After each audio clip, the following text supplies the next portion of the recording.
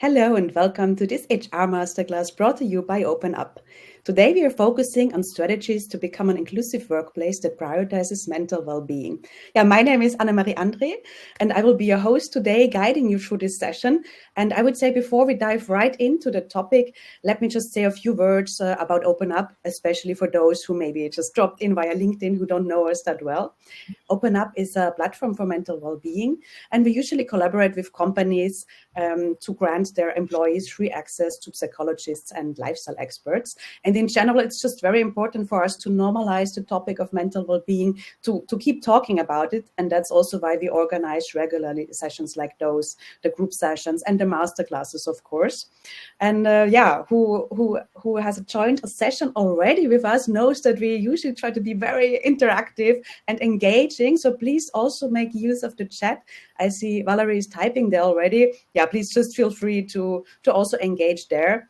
And of course, to post your questions in this question tab that you see to your right, because in the end, we will also have like a little Q&A where we then can answer all the questions that might arise during this masterclass. But yeah, that's, I would say, enough from my side, because today I'm luckily not alone here. I would like to welcome Sunaina Kohli with me here on the stage, on this online stage at least. And Sunaina, I'm happy to say a few words about you, but please feel free to just add and fill in. Well, Sunaina is a global diversity, equity, and inclusion leader at ASUS. And has more than 12 years experience actually in delivering those well-being strategies on a global scale. And what I also found very impressive, Sunaina, is that you already lived and worked in 6 different countries, right? That's it. Yeah, absolutely. Yeah. So therefore, I think, you have all the experience, of course. You deal with workforces from like 3,000 to 250,000 people. So we'll all be happy to hear more about your own experience today.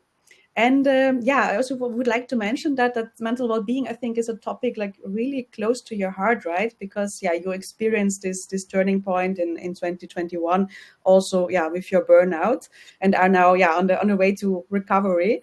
So that's why we are very happy to have you here today, and to listen to your experience, of course, personal and on a professional level. Yeah. And with that, I'm happy to hand over to you. The stage is yours. Thank you, Annemarie. I really appreciate that introduction, and it's lovely to be with everyone this afternoon. I hope you're all well. And there's a really important word that Annemarie used, which is normalizing the mental health and the mental well-being conversation. That will absolutely be my intent today. I will take you through this presentation, which is very much grounded in a human-centric approach. It will be comfortable, there is no jargon, and I hope you'll enjoy the next hour learning with me. So this will be a safe space. Please rest assured that anything that we say, any questions that you want to ask are all received in a good way. And I ask you to allow me that too. I will do my best to answer your questions in honest and open ways. And I think whatever comes up in the chat as well, if we can respect one another too, that will really help make this an enriching session for everybody. The slides have been designed with accessibility in mind. So if we have anyone who may be neurodivergent with us today, I hope that these slides are comfortable for you and help you engage well. If not, I welcome feedback, so please do connect with me afterwards, and I'd be happy to make further accommodations if they're needed. Today's session is captions enabled. If you need help with enabling that on your side, please reach out to Annemarie in the chat and she will guide you. And I'm also going to ask you for a favour. I'd like you to be actively engaged because I'm here by myself. I can't see you.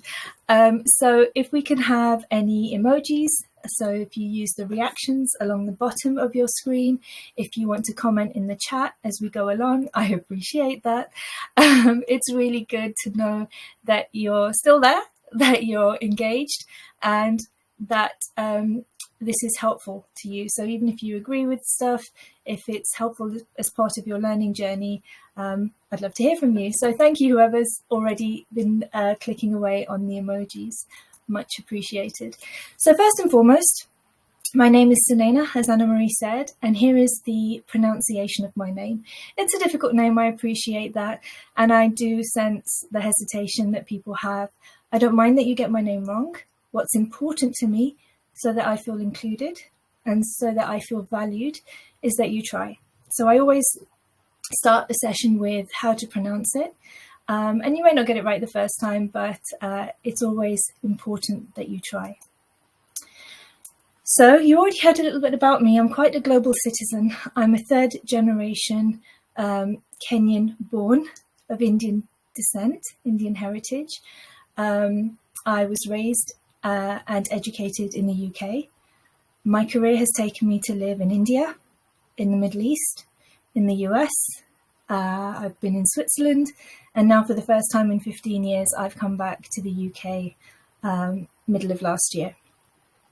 As Anna-Marie also said, I've been a DEI and wellbeing practitioner for the last 12 years, working across all these countries, across various industries, and with populations from 3,000 to around 250,000. I've taken care of work in local respects across regions, so the Middle East region, which included 11 countries, and also on a global basis too. Personally, I'm a carer. I have a 97-year-old granddad, full of energy, touch wood, he's doing very, very well. But that is my commitment to my family. I don't have children. I'm 48, and I'm giving you all this information because it's really important as we build inclusion together. My pronouns are she and her. I'm also a mental health advocate. I have been for many, many years, pre-COVID, and also during COVID. I was a first-line responder to a lot of what was going on globally. I suffered from burnout 3 years ago, to the point that I lost my speech and my hearing. I am in my third year of recovery, and I'd like to say thriving. I'm absolutely thriving. I also don't have a degree, so I've achieved all of this just by grit, determination, and figuring stuff out as I go along. I tell you all of this to validate that what I teach you today and what I share with you is lived experience. It might sometimes sound a bit quirky, it might sound too easy, but that's what normalizing the conversation is about. Right, I'm going to ask you some questions now. How are you feeling today? In a couple of words, if you don't mind, in the chat, let me know. And please be honest. I'll be honest with you, I'm a little bit tired today, but I'm energized by the fact that I have this time with you. Happy but tired. Yep, can relate to that. Margarita. Very good. Yes. Jessica, I'm sorry to hear you're stressed. I hope that's not too overwhelming. Carla, you're relaxed. Well, that's nice. That's good to hear.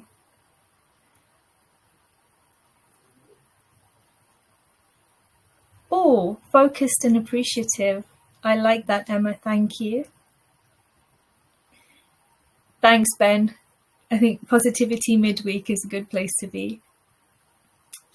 Yeah, I think I'm relieved it's towards the end of the day and one day closer to the weekend. Sylvia! I know Sylvia. She's an amazing person. We work together. So I am super happy that you're here too. So this is great. We have some great, we have some diversity there. So we have some people who are energized, engaged, few people who are tired, people who are ready to learn. So I'm really appreciative of that.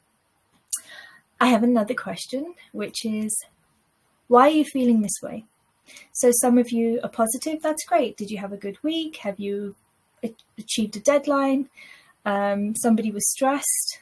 Is there something behind there? And remember, it's a safe space. This isn't about me delving into your personal life. This is about you honoring your emotions. So it's really, really important to not just say, this is how I feel, but for you to self-reflect and go, well, actually, this is why I feel this way. And sometimes it can be good. And sometimes it's really important to understand so that you can help elevate your health and your mental well-being. So Carla had her day off today. That is great news. I hope you did lovely things. And I'm pleased that you're spending your time with us then.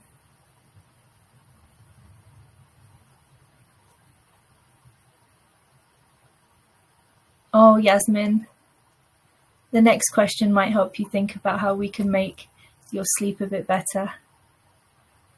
Anna-Marie worked out in the morning. Okay, yeah, that's not me just yet. I might work out at the weekend. So again, we have a variety, but as I say, keep the comments coming there, but it's really important that you honor where you are at and why you are feeling that way. The last question is, what one thing can you do today to either maintain where you are, your positive mental health and your positive well-being, or to improve it? What one thing could you do today? Maybe a little bit of self-care, maybe margarita, getting to bed a little early if that's possible. What can you do to help yourself just feel that little bit better or maintain where you are? And we've got 2 more days till the weekend, so if we can do something to take care of ourselves and our mental health between now and the weekend, that's a really good plan to have. Have a calm evening, that's it. So it's really great to see that we have ideas of what we can do. Last episode of Kin, oh, I heard that's really good. I haven't seen that yet, but amazing. So it's lovely to have heard from you. I'm pleased that you have acknowledged how you're feeling, why you're feeling this way, and what you can do to feel a little bit better. I'd like to draw on the impacts of mental health to show you why it's really, really important that we're talking about this today. Pre-COVID, the World Health Organization predicted that 1 in 4 people would be impacted by mental health in their lifetime.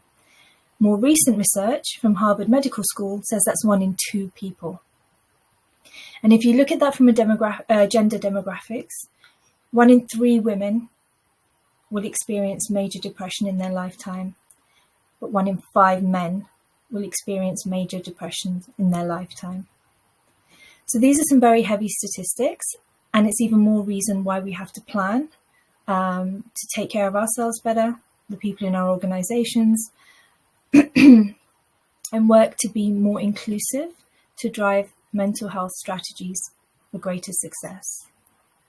So I love this quote, and you may have heard of it before: culture eats strategy for breakfast. So while strategy is quite an ambitious word, it doesn't mean anything if the culture that you're working through or in isn't supportive or conducive to good mental health or to inclusion. So for me, the absolute foundations of what we need to talk about today has to be around building that inclusive culture, a culture where people, no matter where they're from, no matter what their demographics are, that they feel that they belong, that they feel included, and that they feel safe. And on top of that, we can build all the strategies in the world, but we'll definitely be on a more successful path to accomplishing what we need. So I'd like you to, in 1 word or 2, go back to the chat and let's see how many different types of diversity we can recognize in the chat. This is really important when we talk about inclusion. So if you can contribute to the chat, thank you. In my introduction, I gave you quite a lot of information about me. I gave you demographics about my race, about my heritage, about my age, about my gender, about my experience, about my socioeconomic background even. So it's really good to first of all honor that we do have so many types of diversity. With religion, Sylvia's mentioned religion, there's also faith. And they are 2, religion, faith and culture. So they are all types of diversity. Gender, of course, disability, I would add to that neurodiversity as well. Education, absolutely, and that complements with socioeconomic backgrounds, experience. Perfect, thank you. So now we understand that diversity is quite a wide spectrum. It's really, really important to bring everyone in, because when you bring everyone in, you are able to promote better focus and creativity. You can build positive relationships, enhance team dynamics. When everyone is included and all that diversity is welcomed and celebrated, you increase the engagement of the people in your organization. collaboration is heightened, and that's so important. Collaboration helps you deliver far more innovative solutions.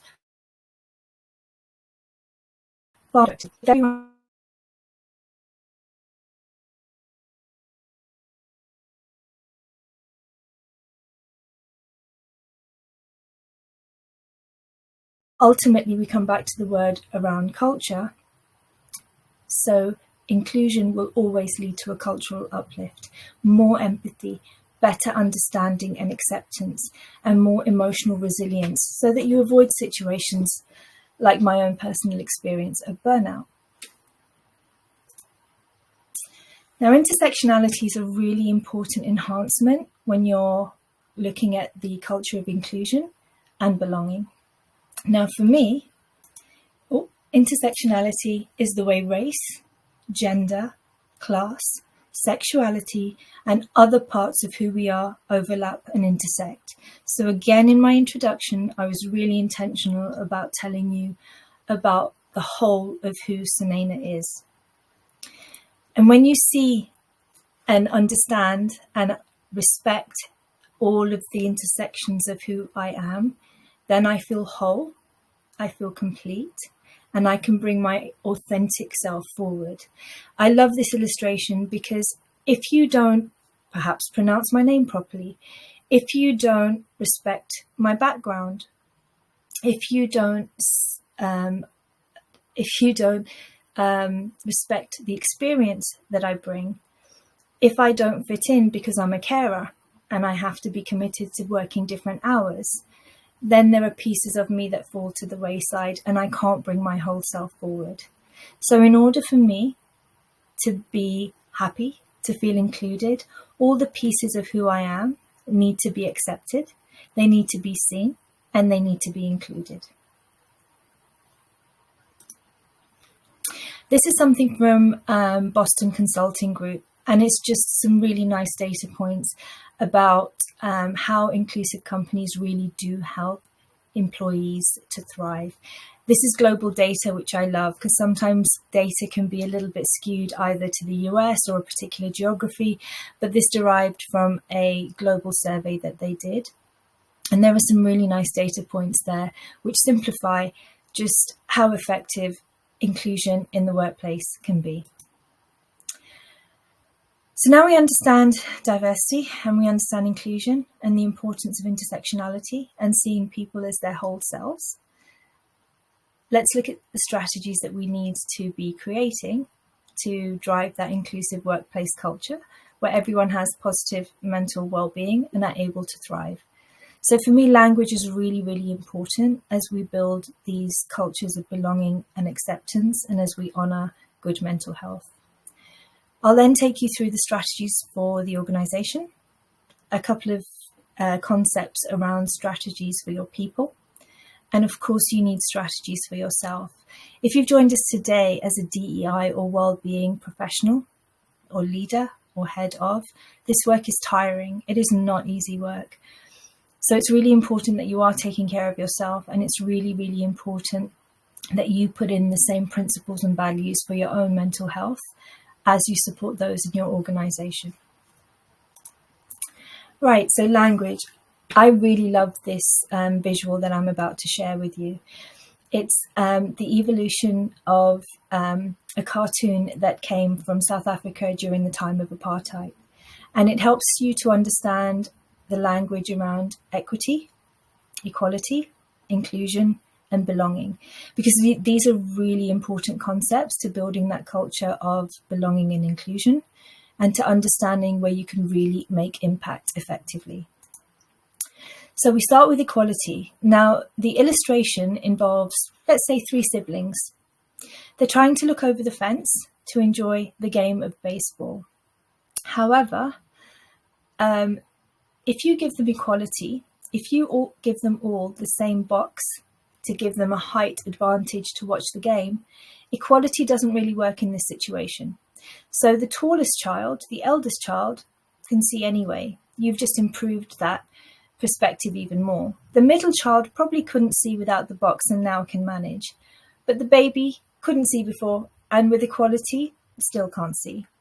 So equally helping people who are at different places in their journey or their experience or have different levels of diversity and intersectionality doesn't always improve if you only bring equal solutions to the table. If you have equity, and I know there's sometimes misconceptions that, oh, equity means favoritism. It doesn't, because this illustration will show you that the tall child doesn't really need the box because they're still enjoying the game. The middle child needs one box, but of course with 2 boxes, the baby's able to enjoy the game just the same as the elder siblings. So equity isn't favoritism, it's just meeting people where they are and giving them the enhancements that they need, so then everyone is at a level visibility. Inclusion is moving the fence entirely, and that's where we want to aim for. That it isn't about the equal or equitable measures that you put in place, but that everyone, regardless of where they are met in a fair and equal way. Thank you for the emojis. This is a good one, right? I have used this illustration for so many years. It is so powerful. It is so simple. And I think it really helps to bring home the messaging of why we do what we do. There's been a new and most recent addition to this meme. I don't think it came from the original artist, but it talks about belonging. I don't know that you all want to go to work and wear the same uniform. I have no idea. But for the principle of this illustration, it's trying to show you that when you truly have inclusion and when you truly see people and invite them in where they are, thinking about inclusion, thinking about intersectionality, that's when you achieve that sense of belonging. Another way said, I love this quote by Verna Myers. She was the global DEI leader at Netflix at one point. And she said, diversity is being invited to the party, inclusion is being asked to dance, and equity is when someone is playing your music. So it's just another fun way of looking at what DEI actually means when you bring it to life. Now, if we think about our organizational strategies, I always recommend these guiding principles as a really great foundational place to be able to start your work. So first of all, DEI and wellbeing teams are not very well resourced. So it's really important to understand if you want the best version of inclusion, this has to be everybody's responsibility. So individuals have to be responsible for educating themselves, for participating. People need to be responsible to come in and show allyship for communities and populations that they may not identify with. Creating safe space is really, really important. Today, it was my responsibility to create that for you. And in turn, you have a responsibility to create that for each other. And you have to be in it together. Well-being, mental health, diversity and inclusion, none of this happens because one team is doing it. Everyone has to be part of this journey because that's how you build that healthy culture in which your strategies can thrive.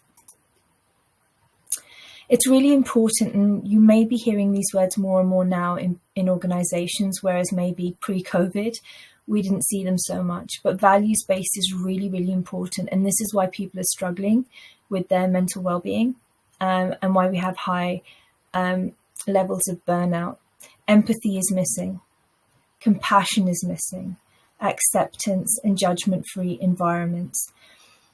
These are really important values to bring forward. Sometimes when you demonstrate these values, but they don't align to the culture around you, that's when you hurt. That will impact your mental well-being. And the same goes for the people that you're serving. And the same goes for the organization. So if you can be grounded and define the values that you want your strategy to represent for your people, for yourself, for your organization, this is going to be an integral piece of your well-being journey. Including everyone. So first I said it's everyone's responsibility. And now I'm asking you to think about including everyone. Our organizations are not always just our business, our company, and our team. There are some magical people who work around us and with us to really make things come to life. Our contractors, our vendors, our service providers, the security teams, the cleaners, they're all taking care of us all the time and helping our work to run more smoothly. So it's really important that you include everyone. The culture of inclusion isn't just about the people who work in your team. It is everyone across the organization. One size doesn't fit all. So when you have all the diversity that we talked about, when you apply intersectionality to that, you really can't have a one size fits all approach. So whatever you design, whatever you think about offering, always think about what that would look from an intersectional perspective. So for example, putting together an event like this, it's really mindful that you think about, is that a social time for parents, for carers? Is that a busy day of the week for the business? Is it a calmer day where more people can come and have that headspace to be able to learn, enjoy, and help aid their mental health? That's just a very basic example. But anything you do through your strategy and building that culture of inclusion, you really do need to be very, very intentional about your broader populations and having a strategy that is not rigid, which goes to the next point of be agile. This work is never done. DEI, the wellbeing agenda, will continually evolve, just as us humans are constantly evolving. We will never, ever achieve this work in any set amount of time. So you need to understand to be agile and pivot as and when either your organization needs it, societal issues need it, or individuals need it.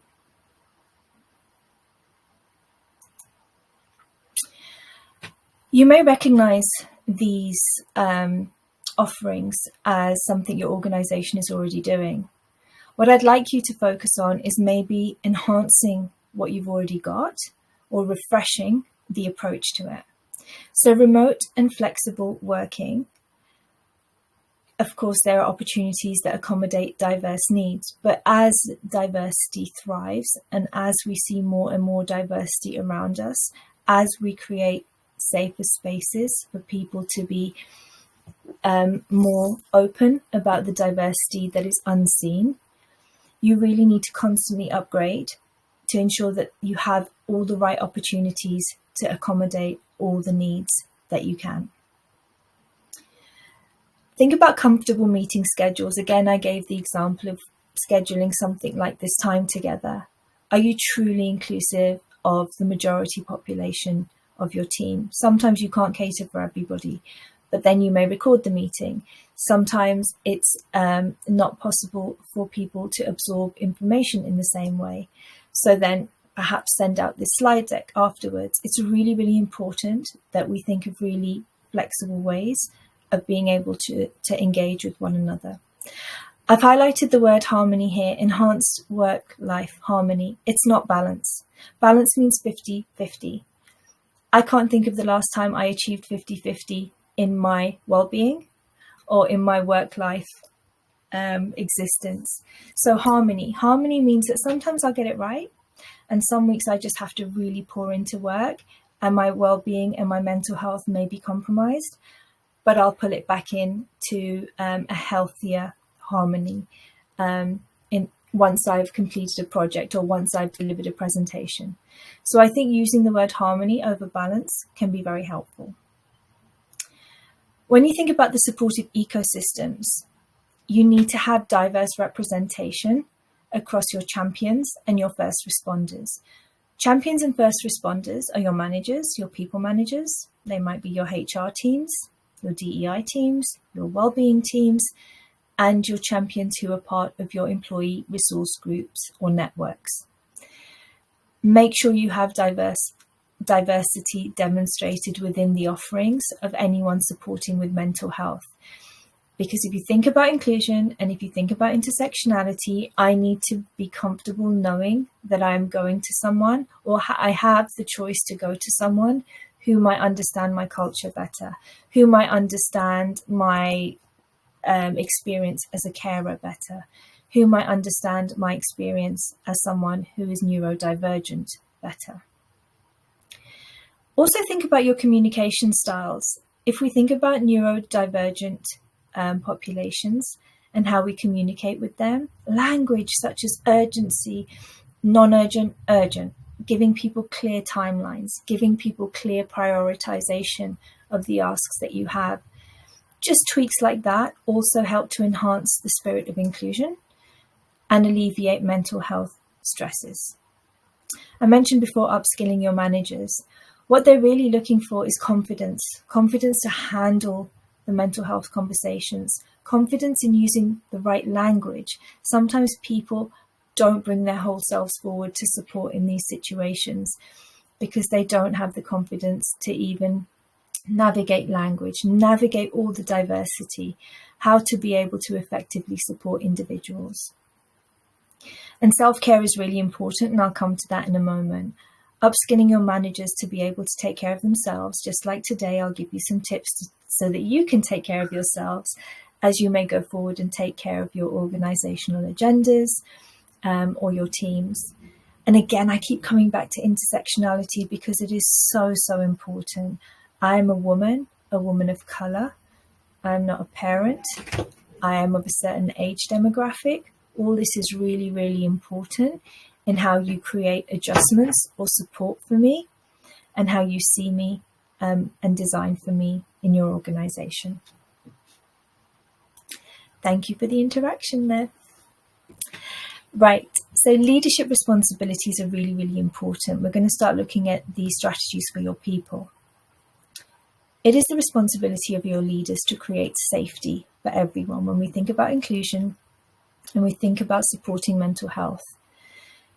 Creating safety means understanding the diversity that sits within your team and trying to learn and understand the needs of the team. Leading with care, compassion, kindness, again, the language that perhaps didn't exist some years ago is very much at the forefront of this work.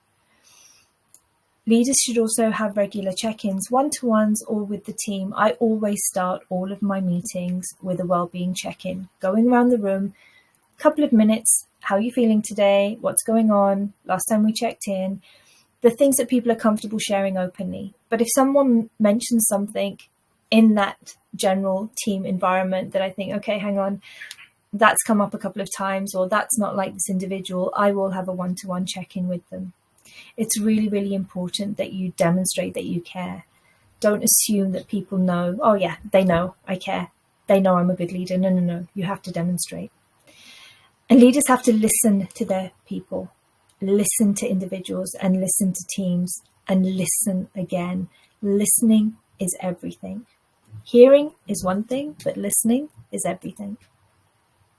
Role modeling is really, really important, and leaders started to do a lot of this around COVID time, and I feel it's kind of dropped off. So we have to encourage them to come back to this. We need to see leaders owning their well-being. What are they doing to take care of themselves? You know, is it that they might be in at 8 a.m., but then at 4 p.m. they wrapped up to go and take care of the school run, take care of family, take care of other responsibilities, going to the gym, eating well, whatever that is. Demonstrating and role modeling that good positive behavior is really, really important. You need to get your leaders to be telling stories about where they came from, what happened. I own my story around burnout. I quit my job because I was so burnt out, and I needed that break. I felt like my plug had been pulled out of the grid. I had nothing left to give. But that's a story of empowerment for others to avoid the pitfalls that I fell into, think more conscientiously about how they're managing themselves, but also know that leaders are human too. Nobody's getting it right, but we're all on a journey to try and be able to be our better selves. Honesty is really important, and for a leader to welcome feedback is so, so important, because that enhances that culture of safety that you're trying to create with your teams. I'm fine hearing from you. I'm fine receiving feedback from you, so long as it comes from a good place and it's well intended. A leader who welcomes and encourages feedback is that kind of leader that you want to work with. This is my favorite and best hack to good mental health, inclusion, well-being, all things DE&I. Your non-negotiables are really, really important. I worked with someone who's non-negotiable. I used to work for PwC, so part of the Big Four, very aggressive working environment, late nights, long 6-day weeks, everything, all the things we shouldn't have been doing. But that was the kind of culture that we worked in to be able to deliver for our clients. But I had one female boss. She had a daughter, and no matter where she was in the world, no matter what she was doing, 6 to 7 p.m. local time where her daughter was at home, she would not be online. You could message her at 10 p.m., you could message her at 5 a.m., she would be responsive. But she set the standard that her non-negotiable was putting her daughter to bed, or even being on the phone or a video call to be able to support that individual who was putting her daughter to bed, that she was there for every single bedtime that her daughter had. So that really taught me something. And when you set that and you honor that for yourself, others will honor that too. So you have to set your non-negotiable, even if that's protecting your time for childcare hours, for pickup from school, gym time. We need to be really intentional here, that even if you're not a parent, even if you're not a carer, as an individual in your own right, if going to the gym is part of your non-negotiable, it's part of you taking care of yourself. So you need each person to set non-negotiables. You perhaps need to set a non-negotiable for the team. No meetings Friday afternoons after 2, so everyone can catch up, wrap up, and head out for the weekend. You need to accommodate and respect each individual's needs too. And it might be that whatever the non-negotiable, it might be temporary, it might be for 3 months, it might need to be revised, it might be permanent. I have no idea. But this is a really important win if you want inclusion and if you want good mental health. So if we look broader at your people, I've kept this one really, really simple. You need to listen to your people, as I said before, but you need to be prepared to act. Just listening and, okay, but be prepared to act. Does that action involve sharing resources? Does that action involve elevating a conversation? Does that action involve following up with another coffee catch-up? Whatever that involves, be prepared to act to ensure that that person feels seen, feels validated, and feels supportive. Purpose is really important, and another factor that does contribute to burnout. When people lose their sense of why am I doing this anymore? Why should this matter anymore? That's where we really, really need to be careful. So reminding people of why is this team focusing on what we're focusing on? What is everyone's role there? How does the function of the team or the project we're working on align with the why of each member of the team? Spending time really asking people to think about their why is really, really important. Another factor that I think impacts mental health in the workplace is the lack of recognition. When somebody's making impact, when somebody's really bringing their best selves forward, we can't always invest in them with compensation or grand rewards. Sometimes invest in their development, sometimes give them differentiated development opportunities, iconic projects, different responsibilities. It's really, really important, because when people, especially when you have your ERGs, so your employee resource groups, a lot of those individuals are giving their free time, their personal time to a project or a community that they are hugely passionate about. And when you keep giving and when you keep giving, but you don't get recognized or there's not investment in you, is when it starts to hurt your mental health and your happiness. So asking people for their time, asking for their contribution, and people willingly giving it is wonderful. But I've always said passion projects hurt. So let's make sure that we're taking care of those good people who are helping to take care of us and our people. This one is for all of you, and it's definitely one dear to my heart. So as you've seen with most of this presentation, nothing over technical, everything very achievable, but everything here is really, really important. And these are the things that have really, if I reflect upon my burnout, these are the game changers that would have helped me manage differently and better. So build your network, whether that's your network as someone who's passionate about mental health, whether you're a DEI person, a HR person, whether you're a leader who's a passionate ally and advocate of, whatever your capacity, build your network within your organization, but also outside, because when you're building that network outside, that is fueling you in different ways. It's giving you different learning opportunities, different conversations, checking to see if what you're doing is relevant. Is this still how it is? Or are there upgrades I don't know about? Your network is everything. And I firmly believe that your vibe attracts your tribe. So you set where you want to be, and those people will gravitate to you. Listen, again, listen. I've been telling you that listening to others is really, really important, but listening to yourself is so, so important. How are you feeling? Remember at the start when I asked you, and then I asked you to honor that emotion, and I asked you to understand where that was from, and then I asked you to think about what it is you need to maintain or enhance that feeling of well-being. This is what it's about. Listen to yourself. And if you're tired, rest. Honoring the boundaries. So remember the non-negotiables, they matter for you too, to be able to bring your best self forward. Coming back to that component about passion projects, we want to help everyone. We want to do everything for everyone, but you need to set boundaries in. It's this typical analogy of the oxygen mask in the plane.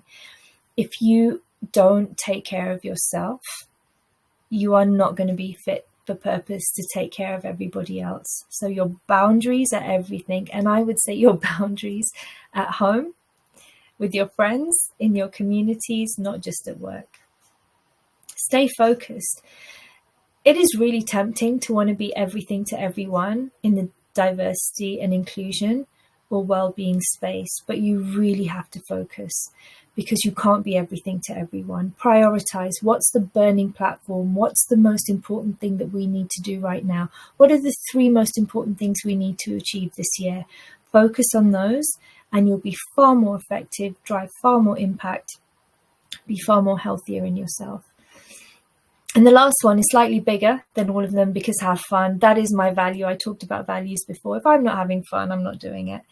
That's just who I am. And I had fun putting this together for you, and I'm having fun sharing this knowledge with you as well. Even if I'm tired, fun, if it's there, I'm energized. And I hope that you can relate to that too. So as you see, we talked about normalizing the conversation at the start. I promised you simplicity and human-centric guidance to how you can build your strategies and how you can drive that culture of inclusion and belonging. I hope I've achieved that mark, but there's one very, very important last lesson that I want to leave with you. And that if you do nothing else, and if the one piece of advice you give to others who are working in this environment, it's the most simplest thing in the world. If we all just focus on being a good human, so much else gets better. And when you think about being a good human, and you think about empathy, compassion, acceptance, judgment-free, safety, all of those really powerful values and attributions, so much of the work that we do, so much of how we show up gets better, gets more powerful, and drives more impact. That's me. Thank you, Sunaina. Thank you for those nice closing words also of your masterclass. It's really nice to hear as well. I just wanted to encourage everybody also to use the question tab, as I mentioned in the chat already. If you have any questions for Sunaina, now is a good time to post them there. And see, Anna just typing. Great. Meanwhile, I also actually have 1 or 2 questions for you. I will just start with that to give everybody some time to type. Because Sunaina, you mentioned also the vulnerability part is an important one. But I think especially if you work in more, let's say, conservative environments or more rigid environments, it can be really hard to open up, to start telling your story. What would you advise people in this case? Be brave and be your most authentic self. I think when people say to me that they're fearful of judgment or what other people think, your health is too valuable to compromise. So I would really ask you, and I hope this doesn't sound too drastic, but really question, is that where you want to be? Is that what brings you joy? Is that what's going to help you take care of yourself? I think the lessons from COVID recovery have really showed us that there's so much that we need to do to take better care of ourselves. So what are your non-negotiables? If my team doesn't understand me, is this the right team for me? It doesn't mean leave the organization. I might need to just pivot somewhere else. But in order to feel safe to be vulnerable, I think you really need to be brave if you can, because it just takes one person. And sometimes it's that one person being brave, and then 2 or 3 others will go, oh, actually, you know what? Yeah. So either find your safe space and go from there. And honestly, it's contagious. And then everyone starts opening up. Or if it's a really, really challenging environment, go back to your values. Does it align with your values and your why? Thank you. Yeah, meanwhile, I see a question from Emma. Mm-hmm. You mentioned at the beginning about making the slides neurodivergent friendly. What exactly do you consider when putting such slides together? Important one. I was also curious, actually, to learn more. No, absolutely. So, for example, the colors that you use, sometimes if people have a very bright colored slide and white colored text on it, the contrast isn't enough to be bold. I have varying neurodivergence, so sometimes things hurt my eyes a lot, so I really tone it down. Maybe I could explain it better to say, if you had light mode and dark mode on your phone, that can sometimes be a differentiator. For people with dyslexia as well, the type of font that you use, sometimes if the font is too squiggly, sometimes if the text is too condensed, so everything has to be thought out a lot more simplistically. If you notice, my slides are quite simple. I don't get over creative, so it's really important for me to approach it in that way. There are many guides available, also color palettes. There are online guides available that will tell you which color palettes to use that are inclusive. Yeah, that's super important, actually. Inspired me also now thinking about my future presentation. Yeah, absolutely. Actually, there's a function, I think, in PowerPoint that helps you with accessibility. So try and sort of click into that. But I think more and more technology is helping us be more inclusive. And you find there's a wonderful concept that's called universal design, right? So if I'm designing for me or for an individual who maybe have dyslexia, my brother has dyslexia, so I run things by him sometimes, you'll find that when I present to a neurotypical audience, I do get comments like, oh my God, that really was so much better. I didn't realize that if you did it like this and you did it like that. So everyone benefits ultimately. That's funny. Yeah, maybe also many people are overwhelmed, right, with all the, boom, boom, boom things that happen often in slides. Sometimes it's also too much. Yeah. Absolutely. Well, looking at the time, I think I would like to, maybe go into one last question, actually. And maybe Judith, if it's, if you're typing a question, we will answer this one. Otherwise, it will be one of mine again. So make sure. You may have the same question. Oh yeah, would it be possible to see the slides later on? That I think it's something, from a colleague to answer. Yeah. Let's go into one last question though. Yeah, because I was also very curious about that. Well, you mentioned, of course, the values and to get everybody in there, to make everybody feel included is very important also in when you try to set those strategies down, right? But now that, we have the reality that many of us are working remotely or hybrid, and I think it gets even harder then to actually make this connection to all the people there. Do you have any tips for people who, or for all of the companies who actually face this struggle? Yeah, so if you think about the leadership tips that I shared, right? So the one-to-one check-in. So you can still have a well-being check-in in a virtual environment. but you have to be very observant. And even as a colleague, so that person had their camera off last week, it's off again this week. Those one-to-one check-ins are really, really important, being very, very observant. The role modeling, the storytelling. So when my team say to me, what did you do this weekend? Very often I'll just say I slept. Like, boring, I don't care, but I slept. But sleeping means I can bring my best self forward for this week, and I'll sleep again next week. You know, sometimes it's just time with my niece and nephew that is tiring in a different way, but energizing in a different way. So that role modeling, that very open and comfortable dialogue to share with everyone, so that I am demonstrating that these are important things. I will also be very, very intentional, because given the way my life is, I will work odd hours. So they might get an email from me, don't ask why, but 1 o'clock in the morning, 2 o'clock. So I will say on that team call, yeah, I caught up, but I'm rested, but I did that because then I can have a far easier next couple of days to get through what I need to. So they don't need to follow my example in how I'm working, but I need to clearly communicate to them, especially in the virtual environment, that rest assured, that is not what I expect from you. This is my way of working, because I'm managing my well-being in a different way to you. Nice. Yeah, that's a good one, actually. Yeah, really also practical tip, right, to make that clear. Yeah.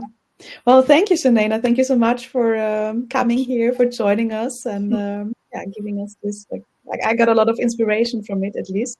And I see people in the chat as well. Many people wrote like, "Thank you, very energizing." So yeah, that's compliments to you. No, I really appreciate that. And thank you everyone for the engagement, because when you're just here by yourself talking to yourself, it's really nice and humbling and encouraging to see the comments or the emojis. So I appreciate that. Totally, yeah, great audience. Yeah, it's just sometimes hard to talk into this black box setting, but I think we saw many emojis coming and people being very active. So yeah, that's really, really nice. And then I think then let's close it off. I think wish everybody a nice evening. Hope you can get some rest or fulfill your needs like we discussed in the beginning of the session. Absolutely. And see you at another HR masterclass, hopefully. Hopefully, let's see. Take good care, everyone. Look after yourselves. Bye-bye.